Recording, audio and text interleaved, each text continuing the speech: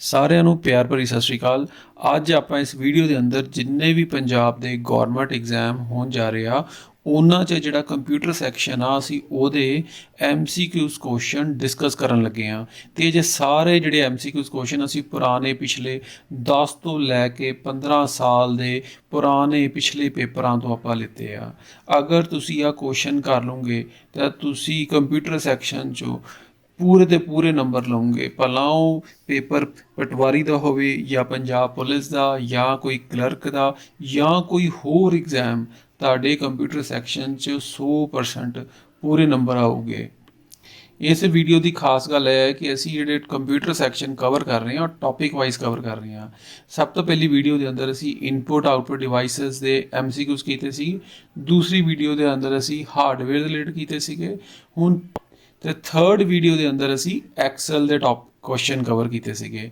ਹੁਣ fourth video ਦੇ ਅੰਦਰ ਜਿਹੜੇ ਐਕਸਲ ਕਿਉਂਕਿ ਬਹੁਤ ਵੱਡਾ ਟੌਪਿਕ ਸੀਗਾ ਉਹਦੇ ਬਾਕੀ ਬਚਦੇ ਕੁਐਸਚਨ ਅਸੀਂ ਹੁਣ ਫੋਰਥ ਵੀਡੀਓ 'ਚ ਕਰਾਂਗੇ।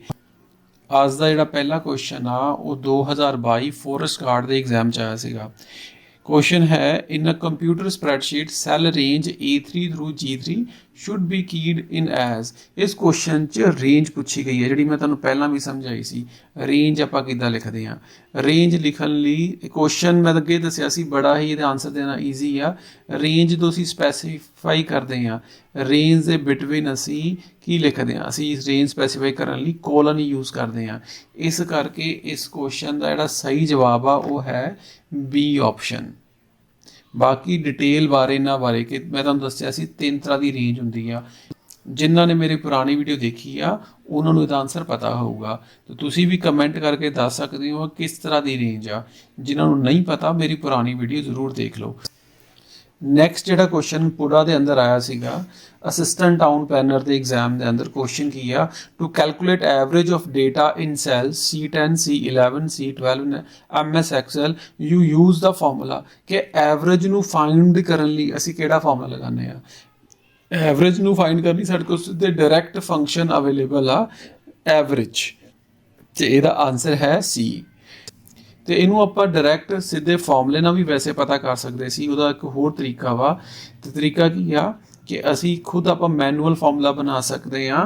फॉर्मूला किद्दां बनावांगे C10 C11 ते C12 पहले तो इन्हां दी वैल्यू नू प्लस कर लो फिर डिवाइड करके डिवाइड बाय 3 कर लो क्योंकि 3 वैल्यू सी सानू 3 नाल डिवाइड करना पैना तो इहदे नाल भी एवरेज वैल्यू नू असी पता कर सकते हैं। हुण अगला क्वेश्चन भी पुड़ा दे अंदर आया सीगा। क्वेश्चन की है which of the following formula will MS Excel not able to calculate किहड़ा जिहड़ा इहनां च फार्मूला वा गलत आ वो गलत MS Excel जिन्होंने कैलकुलेट नहीं कर पाऊगा। कैलकुलेशन उदों नहीं कर पाऊगा अगर तुसी जिहड़ी कैलकुलेशन कर रहे हो अगर दोनों दा फॉर्मेट दोनों जो फॉर्मेट आ दो वैल्यू का फॉर्मेट डिफरेंट आ। जिदा पहले क्वेश्चन के अंदर पहली जी वैल्यू आ वो टैक्सट आ। टैक्सट क्यों क्योंकि अराउंड डबल कोट्स लगे आ, डबल कोट्स होना टैक्सट बन जाऊगा। दूसरी जी वैल्यू आ वो सैल की वैल्यू आ वो नुमैरिक भी हो सकती है। अगर आपस च उन्होंने असी सबट्रैक्ट करांगे वो पॉसीबल नहीं हो पाऊगा। जिदा कि एग्जाम्पल अगर मैं कहां कि मैं A के अंदर 2 माइनस करता ये पॉसीबल नहीं है। ये असी प्रोडक्शन वैल्यू के अंदर B23 सैल से जी वैल्यू पई है वो सबट्रैक्ट कर रहे हैं जी पॉसीबल नहीं है। नुमैरिक चों ही नुमैरिक सबट्रैक्ट हो सकता, 4 चों 2 सबट्रैक्ट हो सकता वा। इस करके जो आंसर है वो ए ऑप्शन आ। Next question the chart wizard का की रोल आ। चार्ट विजर्ड का की रोल है, आंसर की है देखो ਇਹਦਾ आंसर है chart wizard can place a chart on a new chart sheet और on any sheet in the workbook. ਜਿਹੜਾ ਚਾਰਟ ਜਿਹੜਾ ਵਿਜ਼ਰਡ ਆ ਉਹਨਾਂ ਅਸੀਂ ਇੱਕ ਨਵਾਂ ਚਾਰਟ ਬਣਾ ਸਕਦੇ ਹਾਂ। ਸੇਮ ਸ਼ੀਟ ਤੇ ਵੀ ਹੈ ਇੱਕ ਨਵੀਂ ਸ਼ੀਟ ਤੇ ਵੀ ਅਸੀਂ ਬਣਾ ਸਕਦੇ ਹਾਂ। ਤੇ ਇਹਦੇ ਬਾਰੇ ਚਾਰਟ ਵਿਜ਼ਰਡ ਕਿੱਦਾਂ ਬਣਦਾ ਵਾ ਉਹਦੇ ਰਿਲੇਟਡ ਮੈਂ ਪਹਿਲਾਂ ਪਿਛਲੀ ਵੀਡੀਓ 'ਚ ਕਰਾ ਚੁੱਕਾ ਕਿ ਅਸੀਂ F11 ਕੀ ਦੀ ਹੈਲਪ ਨਾਲ ਕਿਸੇ ਵੀ ਡੇਟਾ ਤੇ ਚਾਰਟ ਬਣਾ ਸਕਦੇ ਹਾਂ। ਇਹਦੇ ਵਾਸਤੇ ਪਿਛਲੀ ਵੀਡੀਓ ਜ਼ਰੂਰ ਦੇਖੋ। अगला क्वेश्चन पुड़ा दे अंदर आया सीगा ड्राफ्टमैन पेपर दे अंदर। तुसी सारे मेरे नाल क्वेश्चन रीड करन दी कोशिश करो ते आंसर कमेंट दे अंदर देने की कोशिश करो। ये नाल तुहानूं आंसर कदी भुल्लोगे नहीं। क्वेश्चन है in MS Excel data can be sorted. असी MS Excel दे अंदर डेटा किद्दां सॉर्ट कर सकते हैं। डेटा जिहड़ा असी सॉर्ट कर सकते हैं असी इहनूं एग्जाम्पल नाल समझदे हां। ਸੋਰਟਿੰਗ ਕਰਨ ਲਈ ਸਾਨੂੰ ਸਭ ਤੋਂ ਪਹਿਲਾਂ ਕਿਸੇ ਕਾਲਮ ਨੂੰ ਸਿਲੈਕਟ ਕਰਨਾ ਪੈਣਾ ਜਾਂ ਸਾਰੀ ਐਕਸਲ ਸ਼ੀਟ ਨੂੰ ਸਿਲੈਕਟ ਕਰਨਾ। ਸਾਰੀ ਐਕਸਲ ਸ਼ੀਟ ਨੂੰ ਅਸੀਂ ਸਿਲੈਕਟ ਕਰ ਸਕਦੇ Ctrl+A ਦੇ ਸ਼ਾਰਟਕਟ ਨਾਲ, ਜਾਂ ਸਿੰਪਲ ਜਿੱਥੇ ਜਾ ਕੇ ਕੋਰਨਰ ਤੇ ਜਾ ਕੇ ਟੌਪ ਕੋਰਨਰ ਤੇ ਸਿਲੈਕਟ ਕਰ ਦੋ, ਸਾਰੀ ਐਕਸਲ ਸ਼ੀਟ ਸਿਲੈਕਟ ਹੋ ਜਾਏਗੀ। ਉਸ ਤੋਂ ਬਾਅਦ ਤੁਸੀਂ ਜਾ ਸਕਦੇ ਹੋ ਸੋਰਟ ਐਂਡ ਫਿਲਟਰ ਤੇ। ਸੋਰਟ ਐਂਡ ਫਿਲਟਰ ਤੇ ਜਾ ਕੇ ਅਸੀਂ ਸਾਡੇ ਕੋਲ ਸੋਰਟਿੰਗ ਦੀ ਬੜੀ ਸਾਰੀ ਆਪਸ਼ਨ ਆ ਜਾਊਗੀਆਂ ਕਿ ਸੋਰਟ ਕਿੱਦਾਂ ਕਰਨਾ, smallest to largest, largest to small, ਜਾਂ ਕਸਟਮ ਸੋਰਟ। ਸਭ ਤੋਂ ਸੌਖਾ ਤਰੀਕਾ ਤੁਸੀਂ ਫਿਲਟਰ ਲਗਾ ਲਓ। ਫਿਲਟਰ ਲਗਾ ਕੇ ਸਾਡੇ ਤੋਂ ਕਿੰਨੀਆਂ ਸਾਰੀਆਂ ਸੋਰਟਿੰਗ ਦੀ ਆਪਸ਼ਨਸ ਮਿਲ ਜਾਣਗੀਆਂ। ਹੁਣ ਜਦੋਂ ਆਪਾਂ ਸੋਰਟ ਲਗਾਇਆ ਤੁਸੀਂ ਦੇਖ ਸਕਦੇ ਹੋ ਕੱਲੇ ਹੈਡਰ ਰੋ ਉੱਤੇ ਇੱਕ ਡ੍ਰੌਪ ਡਾਊਨ ਮੈਨੂ ਆ ਗਿਆ। ਇਹਨੂੰ ਜਦੋਂ ਆਪਾਂ ਕਲਿੱਕ ਕਰਾਂਗੇ ਸਾਡੇ ਤੋਂ ਕਿੰਨੀ ਸਾਰੀ ਆਪਸ਼ਨ ਆ ਗਈਆਂ ਕਿ ਸੋਰਟ ਕਿੱਦਾਂ ਕਰਨਾ। ਸੋਰਟ A to Z ਕਰਨਾ, ਸੋਰਟ Z to A ਕਰਨਾ। ਜੇ ਮੈਂ ਇੱਥੇ Z to A ਕਰਾਂਗੇ, ਦੇਖੋ ਸਭ ਤੋਂ ਪਹਿਲਾਂ ਉਹਨੂੰ Z to A ਆ ਗਏ। A ਵਾਲੇ ਜਿਹੜੇ ਆਪਣੇ ਸੈੱਲ ਆ ਵੈਲਿਊ ਸਭ ਤੋਂ ਨੀਚੇ ਆ ਗਏ। ਹੋਰ ਆਪਾਂ ਕਿੱਦਾਂ ਸੋਰਟ ਕਰਨਾ, ਅਗਰ ਆਪਾਂ ਕਰੀਏ ਸੋਰਟ ਬਾਏ ਕਲਰ ਕਰਨਾ, ਕਿਹੜਾ ਕਲਰ ਕਰਨਾ, ਰੈੱਡ ਵਾਲੇ ਸੋਰਟ ਕਰਨੇ ਆਪਾਂ। ਸਭ ਤੋਂ ਪਹਿਲਾਂ ਰੈੱਡ ਵਾਲੇ ਆ ਗਏ, ਬਾਕੀ ਕਲਰ ਬਾਅਦ ਚੋਂ ਆ ਗਏ। ਹੁਣ ਕੁਐਸਚਨ 'ਚ ਅਸੀਂ ਵਾਪਸ ਆਨੇ ਦੇਖਦੇ ਹਾਂ ਕੁਐਸਚਨ 'ਚ ਕੀ ਪੁੱਛਿਆ ਸੀਗਾ। ਕੁਐਸਚਨ 'ਚ ਪੁੱਛਿਆ ਸੀ ਆਪਾਂ ਡੇਟਾ ਕਿੱਦਾਂ ਸੋਰਟ ਕਰ ਸਕਦੇ, A to Z ਕਰ ਸਕਦੇ ਹਾਂ। ਹੁਣੇ ਮੈਂ ਦੱਸਿਆ B option based on cell colour ਕਰ ਸਕਦੇ ਹਾਂ। C option based on font colour, ਇਹ ਵੀ ਕਰ ਸਕਦੇ ਹਾਂ ਆਪਾਂ। ਤੇ ਇਹਦਾ ਸਹੀ ਜਵਾਬ ਕੀ ਹੈ? ਸਹੀ ਜਵਾਬ ਇਹਦਾ ਹੈ all of the above। Next question, you can create hyperlinks from an Excel sheet too। ਹੁਣ ਇਸ ਕੁਐਸਚਨ ਦੇ ਅੰਦਰ ਹਾਈਪਰਲਿੰਕ ਬਾਰੇ ਪੁੱਛਿਆ ਹੋਇਆ ਕਿ ਹਾਈਪਰਲਿੰਕ ਦੇ ਨਾਲ ਅਸੀਂ ਕਿਸੇ ਐਕਸਲ ਸ਼ੀਟ ਨੂੰ ਕਿਹਦੇ ਨਾਲ ਲਿੰਕ ਕਰ ਸਕਦੇ ਹਾਂ। ਪਹਿਲੀ ਗੱਲ ਤੇ ਤੁਹਾਨੂੰ ਪਤਾ ਹੋਣਾ ਚਾਹੀਦਾ ਕਿ ਜ਼ਰੂਰੀ ਨਹੀਂ ਅਸੀਂ ਐਕਸਲ ਸ਼ੀਟ 'ਚ ਹੀ ਹਾਈਪਰਲਿੰਕ ਯੂਜ਼ ਕਰਦੇ ਹਾਂ। ਇਹਨੂੰ ਅਸੀਂ ਵਰਡ ਦੇ ਅੰਦਰ, ਪਾਵਰ ਪੁਆਇੰਟ ਦੇ ਅੰਦਰ ਵੀ ਯੂਜ਼ ਕਰ ਸਕਦੇ ਹਾਂ। ਹਾਈਪਰਲਿੰਕ ਕਰਨ ਨਾਲ ਕੀ ਹੁੰਦਾ ਵਾ, ਪਹਿਲਾਂ ਨੂੰ ਆਪਾਂ ਐਗਜ਼ਾਮਪਲ ਨਾਲ ਸਮਝਦੇ ਹਾਂ ਕਿ ਅਸੀਂ ਹਾਈਪਰਲਿੰਕ ਕਿੱਦਾਂ ਕਰ ਸਕਦੇ ਹਾਂ ਤੇ ਹੁੰਦਾ ਕੀ ਆ। ਹੁਣ ਅਗਰ ਕਿਸੇ ਟੈਕਸਟ ਨੂੰ ਤੁਸੀਂ ਹਾਈਪਰਲਿੰਕ ਕਰਨਾ ਚਾਹੁੰਦੇ ਹੋ, ਸਿੰਪਲੀ ਤੁਸੀਂ ਕਰੋ ਕਿ ਉਸ ਟੈਕਸਟ ਨੂੰ ਪਹਿਲਾਂ ਸਿਲੈਕਟ ਕਰੋ। ਸਿਲੈਕਟ ਕਰਨ ਤੋਂ ਬਾਅਦ ਇਨਸਰਟ ਤੇ ਜਾਓ, ਜਾਂ ਤੁਸੀਂ ਸਿੰਪਲੀ ਰਾਈਟ ਕਲਿੱਕ ਕਰੋ। ਰਾਈਟ ਕਲਿੱਕ ਕਰਨ ਤੋਂ ਬਾਅਦ ਲਿੰਕ ਤੇ ਕਲਿੱਕ ਕਰੋ ਤੇ ਲਾਸਟ ਐਡਰੈਸ ਦੇ ਅੰਦਰ ਜਾ ਕੇ ਤੁਸੀਂ ਐਡਰੈਸ ਫਿਲ ਕਰ ਦਿਓ ਉਸ ਵੈਬ ਪੇਜ ਦਾ ਜਿਹਨਾਂ ਤੁਸੀਂ ਟੈਕਸਟ ਨੂੰ ਲਿੰਕ ਕਰਨਾ ਚਾਹੁੰਦੇ ਹੋ। ਉਸ ਤੋਂ ਬਾਅਦ ਦੇਖੋਗੇ ਇਹਦੇ ਕਰਨ ਦੇ ਨਾਲ ਆਪਣੇ ਆਪ ਨੀਚੇ ਲਾਈਨ ਆ ਗਈ ਤੇ ਉੱਪਰ ਜਦੋਂ ਮੈਂ ਕਰਸਰ ਲੈ ਕੇ ਜਾਂਦਾ ਵਾਂ ਉਸ ਵੈਬਸਾਈਟ ਦਾ ਜਿੰਨਾ ਲਿੰਕ ਆ, ਹਾਈਪਰ ਲਿੰਕ ਆ, ਉਹਦਾ ਐਡਰੈਸ ਵੀ ਆ ਗਿਆ। ਤੁਸੀਂ Ctrl+ਕਲਿੱਕ ਸ਼ਾਰਟਕਟ ਨੂੰ ਯੂਜ਼ ਕਰਕੇ ਉਸ ਲਿੰਕ ਤੇ ਉਸ ਵੈਬ ਪੇਜ ਤੇ ਜਾ ਵੀ ਸਕਦੇ ਹੋ। ਤੇ ਆਪਾਂ ਕੁਐਸਚਨ ਤੇ ਵਾਪਸ ਆਨੇ ਆ। ਕੁਐਸਚਨ ਕੀ ਸੀਗਾ ਕਿ ਹਾਈਪਰਲਿੰਕ ਦੇ ਨਾਲ ਕੀ ਹੁੰਦਾ ਵਾ। ਹਾਈਪਰਲਿੰਕ ਦੇ ਨਾਲ ਕੀ ਹੁੰਦਾ ਵਾ, web page on the internet, ਕਿ ਅਸੀਂ ਹਾਈਪਰਲਿੰਕ ਦੇ ਨਾਲ ਲਿੰਕ ਕਿੰਨਾ ਕ੍ਰੀਏਟ ਹੁੰਦਾ ਵਾ, ਵੈਬ ਪੇਜ ਦੇ ਨਾਲ। ਹੁਣ ਅਗਲਾ ਕੁਐਸਚਨ ਆ, which of the following is an example of text in a spreadsheet cell in the MS Excel। ਇਸ ਕੁਐਸਚਨ 'ਚ ਪੁੱਛਿਆ ਗਿਆ ਕਿ ਸਪਰੈਡਸ਼ੀਟ ਸੈੱਲ ਦੇ ਅੰਦਰ ਕਿਹੜਾ ਟੈਕਸਟ ਦੀ ਐਗਜ਼ਾਮਪਲ ਆ ਕਿ ਇਹਨਾਂ 'ਚ ਕਿਹੜਾ ਟੈਕਸਟ ਆ। ਪਹਿਲਾਂ ਤਾਂ ਜੀ ਨੂਮੈਰਿਕ ਸਿੱਧੇ ਹਿਸਾਬ ਦਾ ਚੱਲ ਰਿਹਾ ਵਾ, ਠੀਕ ਹੈ। ਦੂਸਰੀ ਆਪਸ਼ਨ 'ਚ ਕੋਈ ਸੈੱਲਸ ਉੱਤੇ ਕੈਲਕੂਲੇਸ਼ਨ ਹੋ ਰਹੀ, ਕੈਲਕੂਲੇਸ਼ਨ ਦਾ ਮਤਲਬ ਕੋਈ ਨੂਮੈਰਿਕ ਡੇਟਾ ਵਾ। ਲਾਸਟ ਆਪਸ਼ਨ ਵੀ ਦੇਖੋ, ਲਾਸਟ ਆਪਸ਼ਨ ਵੀ ਸਮ ਪਰਫਾਰਮ ਹੋ ਰਿਹਾ ਕਿਸੇ ਸੈੱਲਸ ਤੇ B1 B2 B3, ਉਹ ਵੀ ਕੋਈ ਨੂਮੈਰਿਕ ਡੇਟਾ ਨਾ। ਨਾਰਮਲੀ ਟੈਕਸਟ ਉਹ ਹੁੰਦਾ ਜੋ ਡਬਲ ਕੋਡਸ ਦੇ ਅੰਦਰ ਆਉਂਦਾ ਵਾ। ਜਦੋਂ ਵੀ ਅਸੀਂ ਐਕਸਲ ਦੇ ਅੰਦਰ ਡਬਲ ਕੋਡਸ ਦੇ ਅੰਦਰ ਕੁਝ ਵੀ ਲਿਖਦੇ ਹਾਂ ਉਹਨੂੰ ਅਸੀਂ ਟੈਕਸਟ ਕੰਸੀਡਰ ਕਰਦੇ ਹਾਂ। ਇਸ ਕਰਕੇ ਦਾ ਜਿਹੜਾ ਸਹੀ ਆਨਸਰ ਆ ਉਹ C ਆਪਸ਼ਨ ਆ। ਨੈਕਸਟ ਕੁਐਸਚਨ ਹੈ to select a column the easiest method is to. ਅਗਰ ਆਪਾਂ ਐਕਸਲ ਦੇ ਅੰਦਰ ਕੋਈ ਕਾਲਮ ਸਿਲੈਕਟ ਕਰਨੀ ਹੈ ਤੇ ਸਭ ਤੋਂ ਸੌਖਾ ਮੈਥਡ ਕਿਹੜਾ ਹੁੰਦਾ ਵਾ। ਤੇ ਹੁਣ ਅਗਰ ਆਪਾਂ ਐਕਸਲ ਦੇ ਅੰਦਰ ਕਿਸੇ ਕਾਲਮ ਨੂੰ ਸਿਲੈਕਟ ਕਰਨਾ, ਸਭ ਤੋਂ ਸੌਖਾ ਤਰੀਕਾ ਕੀ ਆ, ਜਿਸ ਉਹਦੇ ਹੈਡਰ ਕਾਲਮ ਤੇ ਜਾ ਕੇ ਕਲਿੱਕ ਕਰ ਦਿਓ ਤੇ ਸਾਰੀ ਕਾਲਮ ਸਿਲੈਕਟ ਹੋ ਗਈ। ਅਗਰ ਮੈਂ ਕੋਈ ਹੋਰ ਕਾਲਮ ਮੰਨ ਲਓ ਕਿ ਮੈਂ C ਵਾਲੀ ਪੂਰੀ ਕਾਲਮ ਸਿਲੈਕਟ ਕਰਨੀ ਆ, ਉਹਦੇ ਹੈਡਰ ਕਾਲਮ ਤੇ ਸਿਲੈਕਟ ਕਰ ਦਿਓ, ਪੂਰੀ ਕਾਲਮ ਸਿਲੈਕਟ ਹੋ ਜੂਗੀ। ਅਗਰ ਮੈਂ ਰੋ ਸਿਲੈਕਟ ਕਰਨੀ ਆ, ਰੋ ਨੰਬਰ ਤੇ ਕਲਿੱਕ ਕਰ ਦਿਓ, ਪੂਰੀ ਰੋ ਸਿਲੈਕਟ ਹੋ ਜੂਗੀ। ਅਗਰ ਮੈਂ ਪੂਰਾ ਟੇਬਲ ਸਿਲੈਕਟ ਕਰਨਾ ਤੇ ਸਟਾਪ ਕਾਰਨਰ ਤੇ ਕਲਿੱਕ ਕਰ ਦਿਓ, ਸਾਰਾ ਟੇਬਲ ਸਿਲੈਕਟ ਹੋ ਜਾਏਗਾ। ਤੇ ਕੁਐਸਚਨ ਤੇ ਵਾਪਸ ਆਨੇ ਆ। ਕੁਐਸਚਨ ਕੀ ਸੀਗਾ, ਟੂ ਸਿਲੈਕਟ ਅ ਕਾਲਮ ਕਿੱਦਾਂ ਸਿਲੈਕਟ ਕਰ ਸਕਦੇ। ਸਭ ਤੋਂ ਸੌਖਾ ਮੈਥਡ ਕੀ ਆ, ਇਹਦਾ ਆਨਸਰ ਕੀ ਆ, ਜਸਟ ਕਾਲਮ ਦੇ ਲੇਬਲ ਨੂੰ ਕਲਿੱਕ ਕਰ ਦਿਓ। ਹੁਣ ਨੈਕਸਟ ਕੁਐਸਚਨ ਆ, if you press the cell accept you typing as it contents. ਮੰਨ ਲਓ ਕਿਸੇ ਸੈੱਲ ਦੇ ਅੰਦਰ ਤੁਸੀਂ ਕੀ ਕਰ ਰਹੇ ਹੋ, ਕਿਸੇ ਸੈੱਲ ਦੇ ਅੰਦਰ ਤੁਸੀਂ ਟਾਈਪਿੰਗ ਕਰ ਰਹੇ ਹੋ ਤੇ ਜਿਹੜਾ ਕੰਟੈਂਟ ਆ ਜੋ ਤੁਸੀਂ ਟਾਈਪ ਕੀਤਾ ਉਹਨੂੰ ਐਕਸੈਪਟ ਕਰ ਰਹੇ। ਇਹਨੂੰ ਆਪਾਂ ਐਗਜ਼ਾਮਪਲ ਨਾਲ ਦੇਖਦੇ ਹਾਂ। ਮੰਨ ਲਓ ਕੋਈ ਸੈੱਲ ਆ, ਇਹਦੇ ਅੰਦਰ ਤੁਸੀਂ ਟਾਈਪਿੰਗ ਕਰਨਾ ਚਾਹੁੰਦੇ ਹੋ। ਮੰਨ ਲਓ ਇੱਥੇ ਤੁਸੀਂ ਟਾਈਪਿੰਗ ਕਰਨਾ ਚਾਹੁੰਦੇ ਹੋ ਤੇ ਸਭ ਤੋਂ ਪਹਿਲਾਂ ਟਾਈਪਿੰਗ ਕਰਨ ਲਈ ਮੈਨੂੰ ਦੋ ਵਾਰੀ ਕਲਿੱਕ ਕਰਨਾ ਪੈਣਾ। ਕਲਿੱਕ ਕਰਨ ਦੇ ਬਾਅਦ ਉੱਥੇ ਕਰਸਰ ਆ ਜਾਊਗਾ ਜਿਹਦੇ ਨਾਲ ਤੁਸੀਂ ਟਾਈਪਿੰਗ ਕਰ ਸਕਦੇ ਹੋ। ਮੰਨ ਲਓ ਇੱਥੇ ਮੈਂ ਟਾਈਪ ਕਰਤਾ 56। ਹੁਣ ਮੈਂ ਚਾਹੁੰਦਾ ਕਿ ਇਹ ਜਿਹੜਾ ਮੈਂ ਜੋ ਟਾਈਪ ਕੀਤਾ ਇਹਦੇ ਅੰਦਰ ਐਕਸੈਪਟ ਹੋ ਜਾਏ ਤੇ ਜਸਟ ਮੈਨੂੰ ਕੀ ਕਰਨਾ ਪੈਣਾ, ਐਂਟਰ ਪ੍ਰੈਸ ਕਰੂੰਗਾ ਤੇ ਮੈਂ ਨੈਕਸਟ ਸੈੱਲ ਤੇ ਆ ਜਾਊਂਗਾ। ਇਹ ਨਾਲ ਉਹਨੇ ਇਹਨੂੰ ਐਕਸੈਪਟ ਕਰ ਲਿਆ। ਤੇ ਇਸ ਕੁਐਸਚਨ ਦਾ ਜੋ ਆਨਸਰ ਸੀਗਾ ਉਹ ਸੀਗਾ ਐਂਟਰ। ਐਂਟਰ ਪ੍ਰੈਸ ਕਰਨ ਦੇ ਨਾਲ ਇਹ ਹੋਊਗਾ। ਅਗਲਾ question, to hold the row and column titles in place so that they do not scroll when you scroll a worksheet in the MS Excel। ਮੰਨ ਲਓ ਤੁਸੀਂ MS Excel ਦੇ ਅੰਦਰ ਸਕਰੋਲ ਕਰ ਰਹੇ ਹੋ, ਜਦੋਂ ਤੁਸੀਂ ਸਕਰੋਲ ਕਰ ਰਹੇ ਹੋ ਪਰ ਜਿਹੜਾ ਟਾਈਟਲ, ਜਿਹੜੀ ਰੋ ਤੇ ਜਿਹੜੇ ਕਾਲਮ ਦੇ ਟਾਈਟਲਸ ਆ ਉਹ ਥੱਲੇ ਨਾ ਜਾਣ। ਹੁਣ ਮੰਨ ਲਓ ਇਸ ਸ਼ੀਟ ਦੇ ਅੰਦਰ ਜਦੋਂ ਮੈਂ ਸਕਰੋਲ ਕਰੂੰਗਾ, ਜਿਹੜੇ ਸਭ ਤੋਂ ਜਿਹੜੇ ਹੈਡਰ ਲੇਬਲਸ ਆ ਉਹ ਸਾਨੂੰ ਦਿਖਣੇ ਬੰਦ ਹੋ ਜੂਗੇ, ਪਰ ਮੈਂ ਚਾਹੁੰਦਾ ਜਿਹੜਾ ਟੌਪ ਰੋਲ ਨੰਬਰ, ਨੇਮ ਵਗੈਰਾ ਇਹ ਦਿਖਣੇ ਬੰਦ ਨਾ ਹੋਣ। ਜਦੋਂ ਮੈਂ ਨੀਚੇ ਸਕਰੋਲ ਕਰਾਂ ਫਿਰ ਕਰਨਾ ਕੀ ਪੈਣਾ ਵਾ, ਇਹ ਲਈ ਸਾਨੂੰ ਜਾਣਾ ਪੈਣਾ ਵਿਊ ਟੈਬ ਤੇ ਜਾ ਕੇ ਫਰੀਜ਼ ਪੈਨ ਤੇ ਜਾ ਕੇ ਤੁਸੀਂ ਰੋ ਨੂੰ, ਕਾਲਮ ਨੂੰ ਜਾਂ ਰੋ ਕਾਲਮ ਦੋਨਾਂ ਨੂੰ ਫਰੀਜ਼ ਕਰ ਸਕਦੇ ਹੋ। ਜਿੱਦਾਂ ਫਿਲਹਾਲ ਮੈਂ ਕਰ ਰਿਹਾ ਟੌਪ ਰੋ ਨੂੰ ਫਰੀਜ਼ ਕਰ ਰਿਹਾ। ਇਹ ਨਾਲ ਕੀ ਹੈ, ਜਦੋਂ ਮੈਂ ਸਕਰੋਲ ਡਾਊਨ ਨੀਚੇ ਕਰੂੰਗਾ ਤੇ ਜਿਹੜਾ ਟੌਪ ਜਿਹੜਾ ਆਪਣੇ ਕੋਲ ਰੋ ਆ ਉਹ ਫਿਕਸਡ ਹੋ ਜਾਊਗੀ, ਨੀਚੇ ਨਹੀਂ ਜਾਊਗੀ। ਹੁਣ ਇਹਦਾ ਆਨਸਰ ਕੀ ਆ, ਇਹਦਾ ਆਨਸਰ ਕੀ ਆ, ਫਰੀਜ਼ ਪੈਨ ਕਮਾਂਡ ਯੂਜ਼ ਕਰਕੇ। ਅਗਲਾ question, which area in an Excel window allows entering values and formula.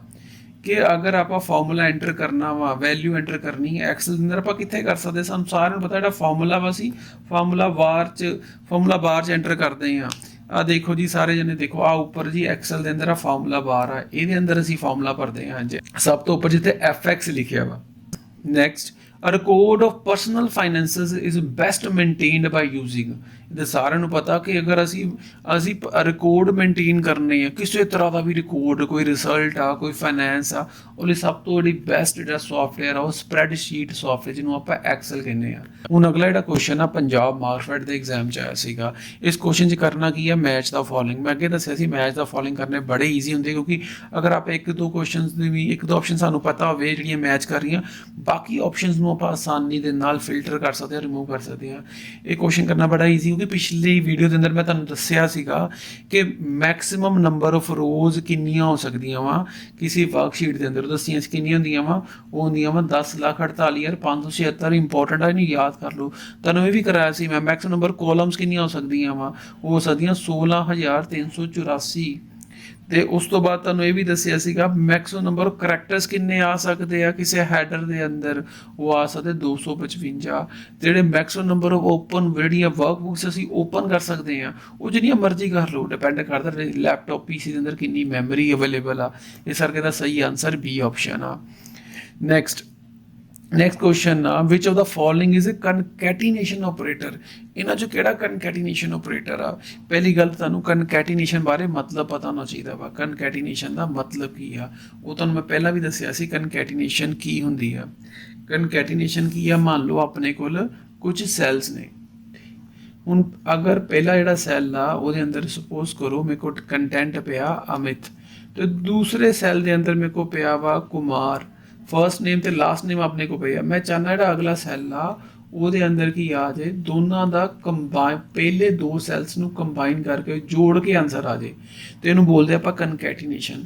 ਅਗਰ ਆਪਾਂ ਕਨਕੈਟੀਨੇਸ਼ਨ ਕਰਨੀ ਆ ਦੋ ਤਰੀਕੇ ਨਾਲ ਕਰ ਸਕਦੇ ਆ।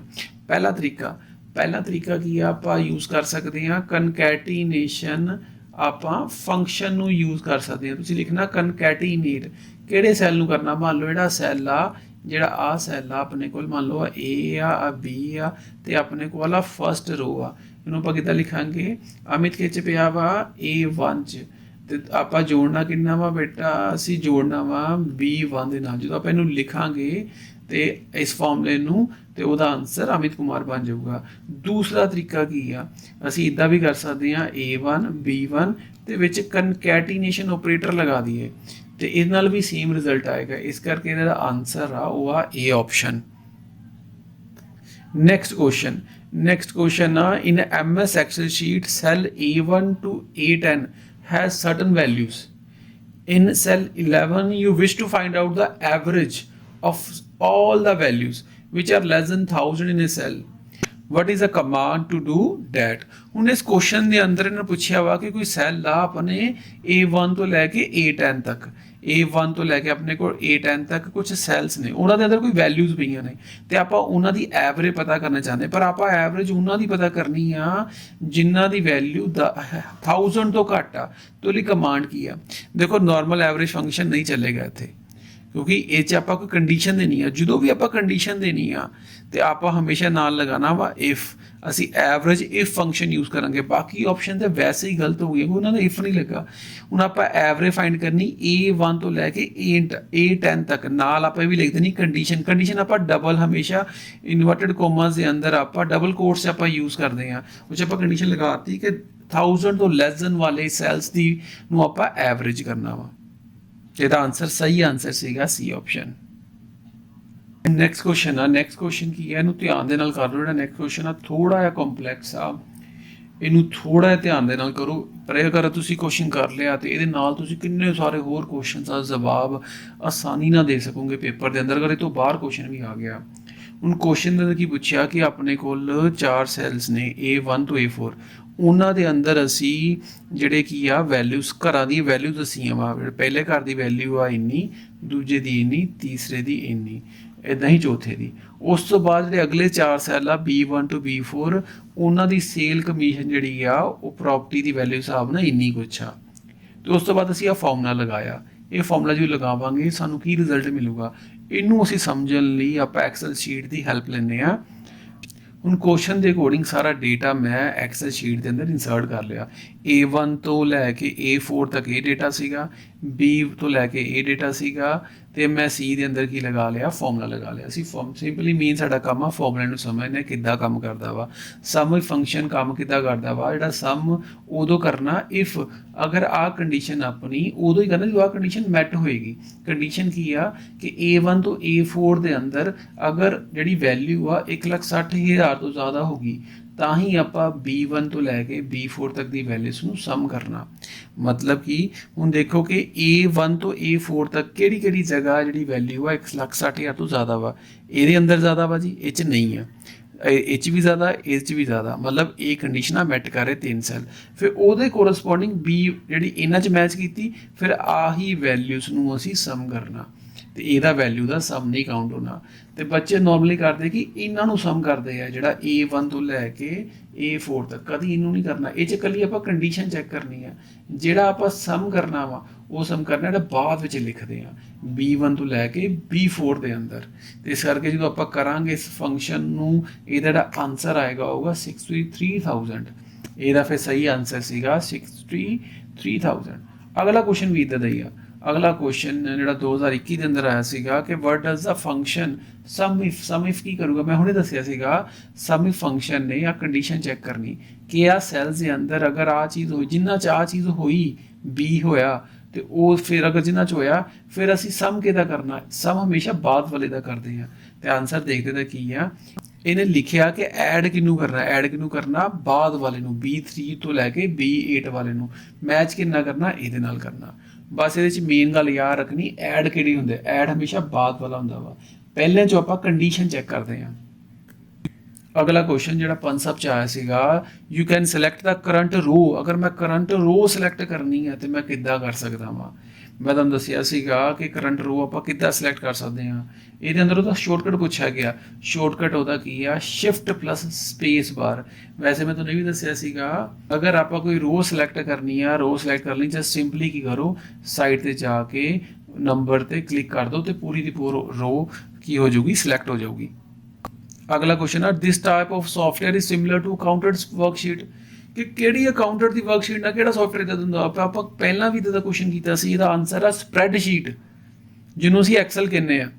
ਅਗਲਾ ਕੁਐਸਚਨ, ਯੂ ਕੈਨ ਪ੍ਰਿੰਟ। ਅਸੀਂ ਕਿਹਨੂੰ ਪ੍ਰਿੰਟ ਕਰ ਸਕਦੇ ਹਾਂ, ਕੁਝ ਸੈਲਸ ਨੂੰ ਕਰ ਸਕਦੇ ਹਾਂ, ਇੱਕ ਸਿੰਗਲ ਵਰਕਸ਼ੀਟ ਨੂੰ ਉਹ ਵੀ ਕਰ ਸਕਦੇ ਹਾਂ, ਪੂਰੀ ਅਗਰ ਮਲਟੀਪਲ ਵਰਕਸ਼ੀਟ ਆ ਉਹਨਾਂ ਨੂੰ ਵੀ ਕਰ ਸਕਦੇ ਹਾਂ। ਇਹਦਾ ਆਨਸਰ ਕੀ ਆ ਫਿਰ, ਆਲ ਆਫ ਦਾ ਅਬਵ। ਹੁਣ ਅਗਲਾ ਕੁਐਸਚਨ ਆ, ਦ ਕਾਲਮ C2 ਇਨ MS ਐਕਸਲ ਸ਼ੀਟ ਮੀਨਸ।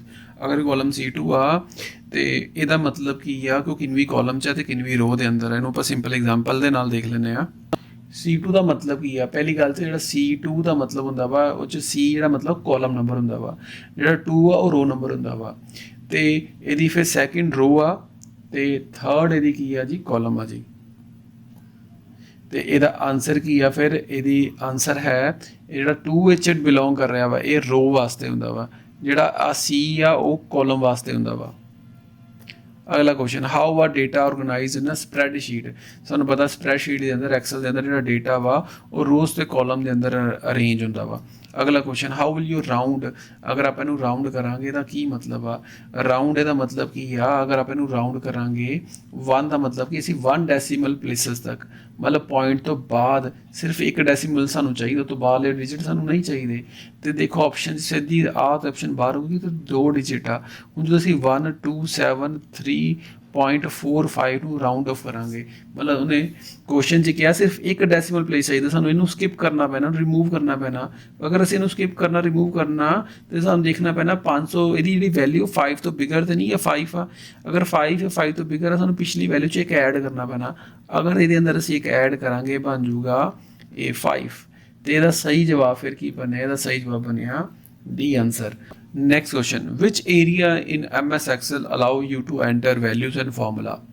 ਕਿ ਇਹਦੇ ਅੰਦਰ ਅਸੀਂ ਫਾਰਮੂਲਾ ਵਗੈਰਾ ਲਗਾ ਸਕਦੇ ਹੋ। ਸਾਨੂੰ ਸਾਰਿਆਂ ਨੂੰ ਪਤਾ, ਪਹਿਲਾਂ ਵੀ ਮੈਂ ਹੁਣੇ ਇਸ ਵੀਡੀਓ 'ਚ ਵੀ ਕੁਐਸਚਨ ਕਰਾਇਆ ਕਿ ਅਸੀਂ ਫਾਰਮੂਲਾ ਬਾਰ 'ਚ ਲਗਾ ਸਕਦੇ ਹਾਂ।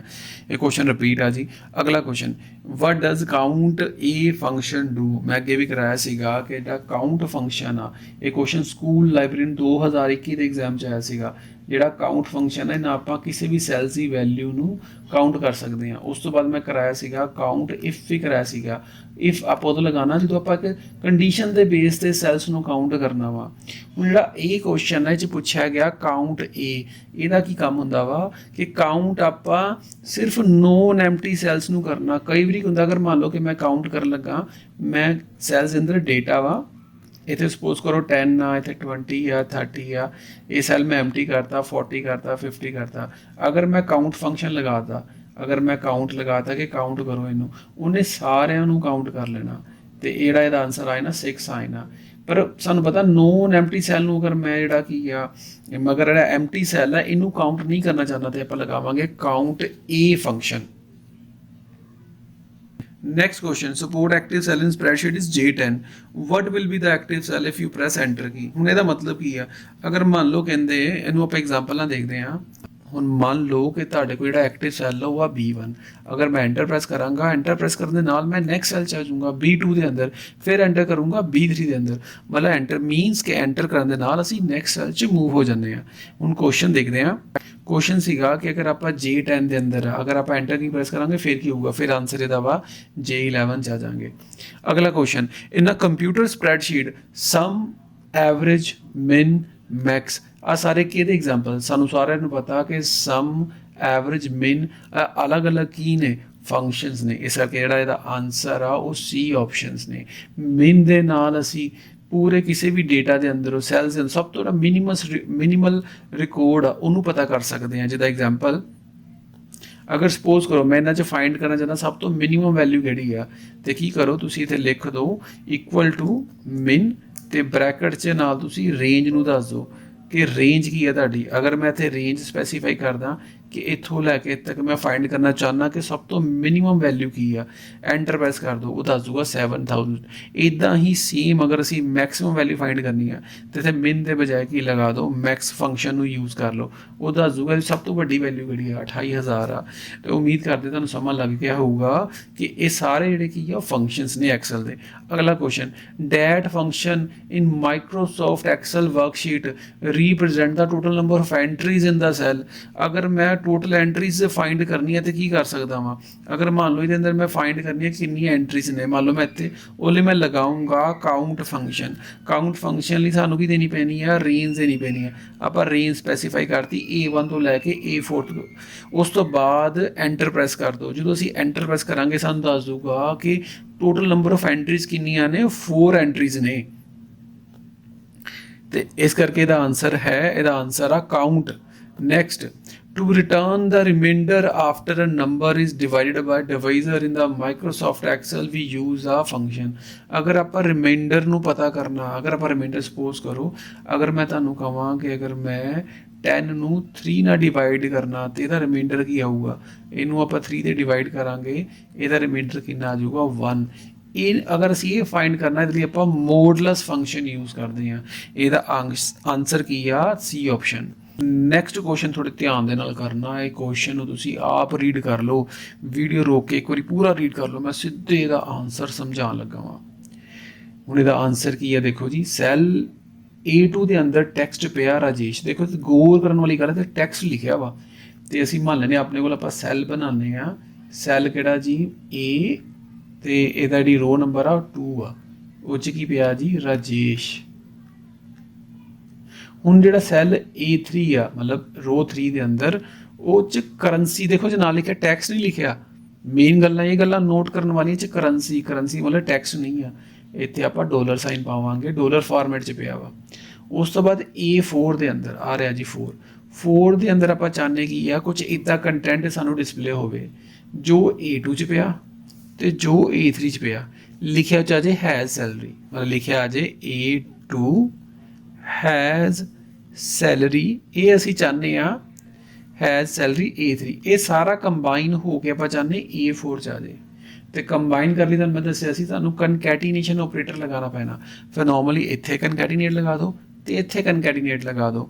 ਪਰ ਇੱਕ ਗੱਲ ਨੋਟ ਕਰਨ ਵਾਲੀ ਆ, ਕਨਕੈਟੀਨੇਸ਼ਨ ਹਮੇਸ਼ਾ ਹੀ ਟੈਕਸਟ ਡੇਟਾ ਦੇ ਕੰਮ ਆਉਂਦਾ। ਪਹਿਲੇ ਵਾਲਾ ਤਾਂ ਟੈਕਸਟ ਹੀ ਸੀਗਾ, ਪਰ ਆ ਇਹ 'ਚ ਕਰੰਸੀ ਡੇਟਾ ਪਿਆ, ਫਿਰ ਸਾਨੂੰ ਪਹਿਲਾਂ ਨੂੰ ਟੈਕਸਟ 'ਚ ਕਨਵਰਟ ਕਰਨਾ ਪੈਣਾ। ਟੈਕਸਟ 'ਚ ਕਨਵਰਟ ਕਰਨ ਲਈ ਸਾਨੂੰ ਇਹਦੇ ਅੰਦਰ ਟੈਕਸਟ ਫੰਕਸ਼ਨ ਯੂਜ਼ ਕਰਨਾ ਪੈਣਾ ਵਾ, ਤੇ ਸਾਨੂੰ ਦੱਸਣਾ ਪੈਣਾ ਵਾ ਕਿ ਕਰੰਸੀ ਫਾਰਮੈਟ ਨੂੰ ਆਪਾਂ ਕੀ ਆ ਜਿਹੜਾ ਕਨਵਰਟ ਕਰਨ ਲੱਗੇ ਆ। ਇਸ ਕਰਕੇ ਜਿਹੜਾ ਆਨਸਰ ਇਹਦਾ ਹੈ ਉਹ ਆ A ਆਪਸ਼ਨ।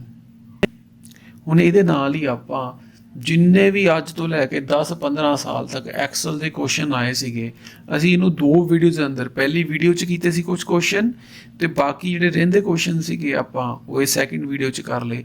ਜਿੰਨੇ ਵੀ 10-15 ਸਾਲ 'ਚ ਐਕਸਲ ਦੇ ਕੁਐਸਚਨ ਆਏ ਉਹ ਆਪਾਂ ਕਵਰ ਕਰ ਲਿਆ। ਅਗਰ ਤੁਸੀਂ ਐਕਸਲ ਦੇ ਇੰਨੇ ਕੁਐਸਚਨ ਕਰ ਲਓਗੇ, 100% ਤੁਹਾਡੇ ਐਕਸਲ ਦਾ ਕੋਈ ਵੀ ਕੁਐਸਚਨ ਇਸ ਤੋਂ ਬਾਹਰ ਨਹੀਂ ਆਊਗਾ। ਉਮੀਦ ਕਰਦੇ ਹਾਂ ਤੁਹਾਨੂੰ ਮੇਰੀ ਵੀਡੀਓ ਬਹੁਤ ਵਧੀਆ ਲੱਗੂਗੀ, ਤੇ ਇਹਦੇ ਨਾਲ ਹੀ ਤੁਸੀਂ ਮੇਰੀ ਵੀਡੀਓ ਨੂੰ ਲਾਈਕ ਕਰੋ, ਸ਼ੇਅਰ ਕਰੋ, ਤੇ ਚੈਨਲ ਨੂੰ ਜ਼ਰੂਰ ਸਬਸਕ੍ਰਾਈਬ ਕਰੋ।